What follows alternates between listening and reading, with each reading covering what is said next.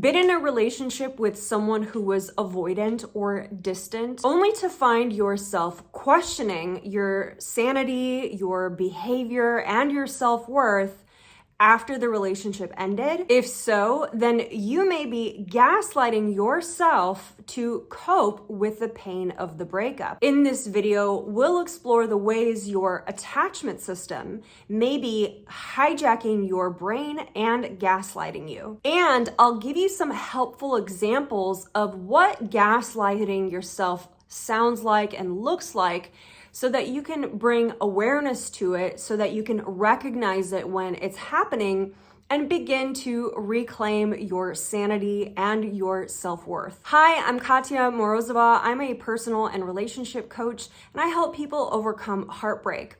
I help them move towards security. I help them understand themselves and their partners a bit better using attachment theory. If that sounds helpful to you, then definitely subscribe to my channel. I'm also the founder of katyamorozova.me, and if you're interested in booking a one-on-one coaching session, then you can do so on that website. Gaslighting yourself after a breakup is basically a form of questioning your own reality, second-guessing your own reality. And this is one of the most common things that I see when working with people after they go through a breakup, who are either trying to understand their role in the relationship better, trying to understand themselves and their partner, or trying to heal from the breakup and move on. One of the most common things that I see is how much people have just a really hard time staying connected to their own experience, staying connected to their own reality. I'm actually pretty struck by how often people will blame themselves for every little thing that they said or did, will zero in on one specific thing that they think ended the relationship. So again, being gaslit is a form of emotional and psychological manipulation and abuse. Gaslighting is used by people to as intentionally, right, to make them question their own reality, to make them question their sanity, their memories, their experience, right? Like, this is like a pretty aggressive form of emotional abuse. So if gaslighting is such a kind of a bad thing, then why would we do this to ourselves? Why would we gaslight ourselves? Why would we manipulate and abuse ourselves? One of the reasons that I think people gaslight themselves after a relationship is to basically cope with the pain of the breakup. A lot of times people come to me, they say that they're in denial, that they're still in that denial stage. I don't necessarily I typically don't like to use this term denial when I work with clients. But I think that a lot of times when people are still really trying to preserve their attachment, when they're having a really hard time letting go of their relationship, or if some of their old attachment wounds are getting kicked up, are getting triggered, that's when people start to gaslight themselves. They don't often realize that they're doing it. They don't realize that they're treating themselves this way. They just know that they don't feel very good. They can often, it can often lead to symptoms of ruminating, obsessing, dwelling, racing thoughts, intrusive thoughts. Those often can be symptoms of gaslighting ourselves. The first way that we gaslight ourselves after a relationship is by attacking our character. So a lot of times when we go through a breakup and it hits on one of those deeper emotional wounds, then we can often feel like we are unworthy of the relationship or unworthy of that other person. Attacking our very character, attacking who we are, or something about us that we deem unworthy is not fair to us, and it's not actually helpful to learning and growing from the relationship or from our mistakes that we made in the relationship. When we attack our character, we generally just feel really bad. We feel terrible, and it makes us feel worse. It brings up a lot of shame. And it doesn't actually help us to improve. A lot of times people think that if they just are really hard on themselves, if they really attack their character, then somehow that's going to help them grow and to change. But most of the time, it just makes them feel a host of shame and it prolongs their healing process. The next way I see people gaslight themselves after the ending of a relationship is by hyper-focusing on one thing that they said or did. They will go back and replay that event over and over and over again. They will think about how they could have done something different. They'll chastise themselves and say, well, I should have just said it this way, or if I had just said this other thing, then that wouldn't have happened, or I would have not dug myself a kind of a deeper hole here. And this is a form of gaslighting ourselves because it's kind of, again, it's hyper focusing on one thing when the reality is that when a relationship ends or if someone decides to distance themselves, rarely is it about one thing. And there could be a variety of things that ended the relationship. Now, I understand that sometimes there are things that we do, major mistakes that we can make in relationships that can truly push people away. But at a lot of times when I hear people talking about kind of hyper focusing on that one thing that they said or did, it's often something that's not that bad, in my opinion. It's just a way that they, again, are trying to shame themselves. And I think that kind of serves this purpose to, if they kind of blame their behavior enough that maybe they can change their behavior in the future. But again, change typically doesn't come from shaming ourselves.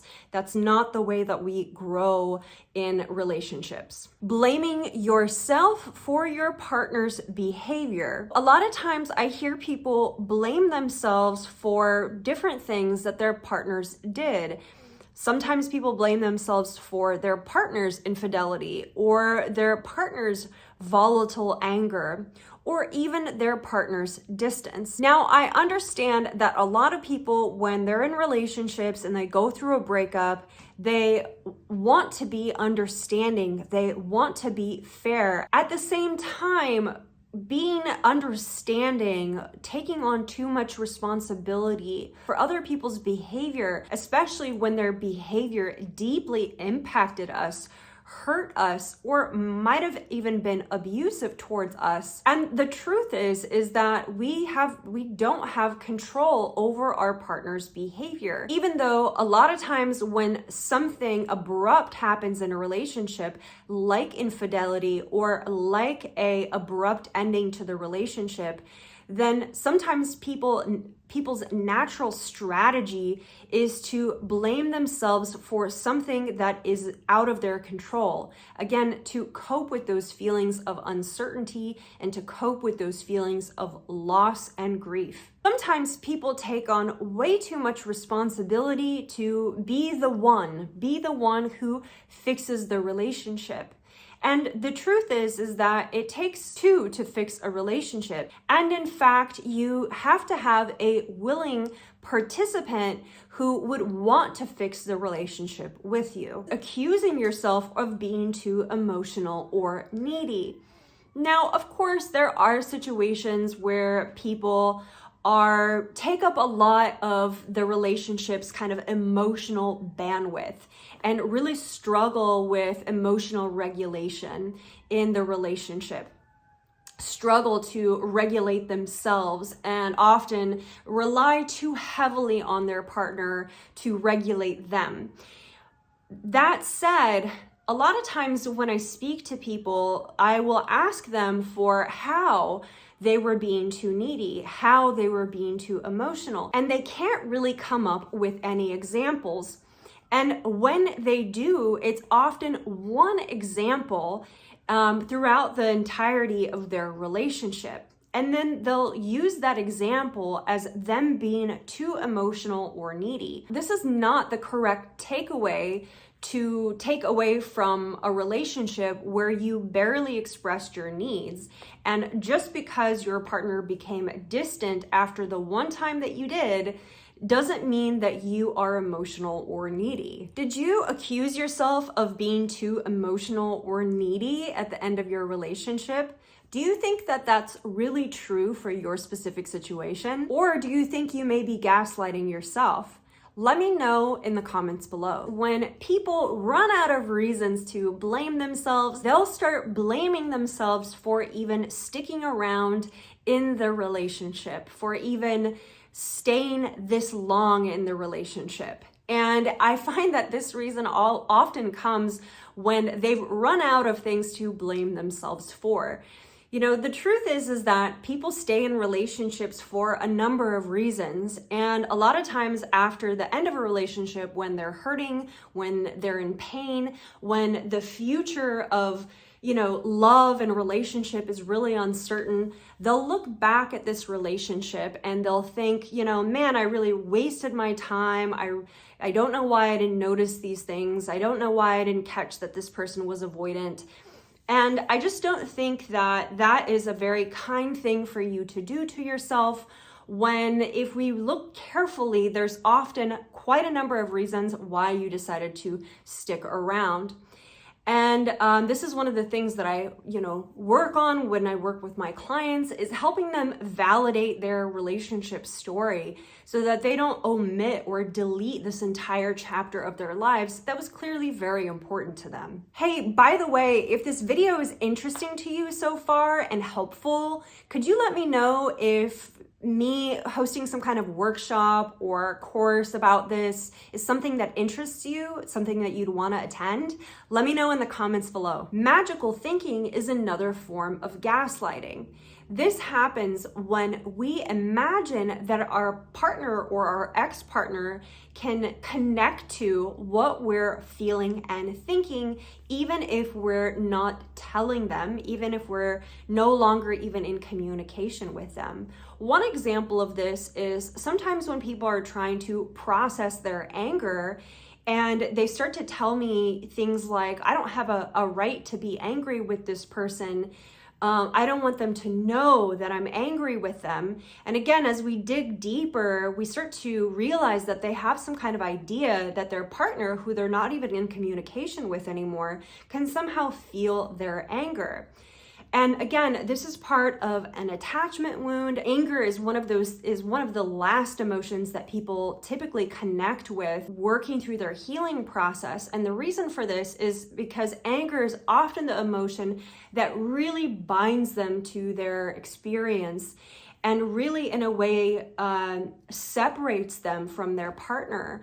When people can get angry at their partner or can get angry and say, yeah, this is my experience. This is a very healing emotion, a very healing experience for people to go through. And a lot of times people initially struggle with this because they're not ready to let go. They're not ready to metabolize through that. One of the things that keeps us stuck from healing is gaslighting ourselves, is blaming ourselves, because it actually keeps us from processing our very important emotions that are central to our healing. And the reason for this is because our attachment system is threatened by us processing these emotions. Because if we do process these emotions, then we may actually be able to let go. And while logically we may want that, emotionally we may not be ready to let go. Now, of course, there are a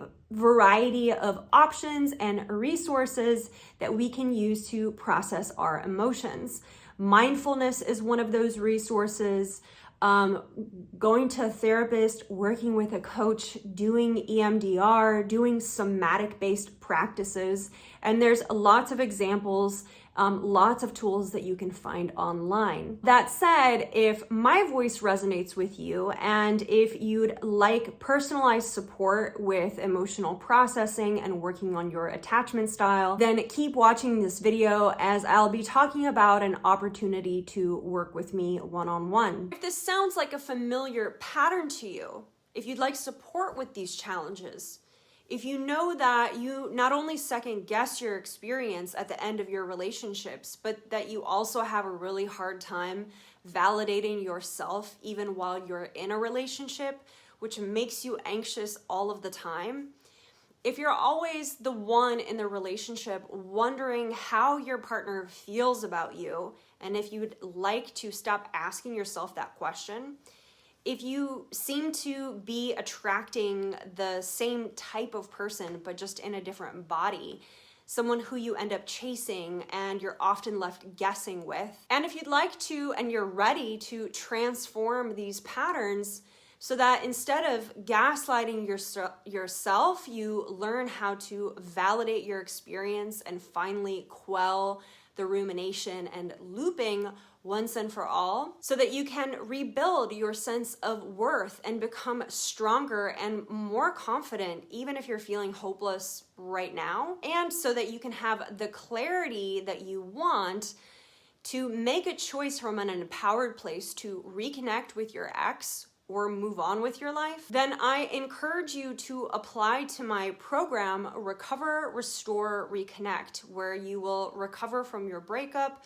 restore your self-esteem and self-worth, and reconnect, and only if it's right. You can apply for that program in the comments or in the description below. Did you like this video? If you did, give me a thumbs up, hit that like button, and subscribe if you want to watch more videos that support you in healing from your breakup and moving towards earned secure.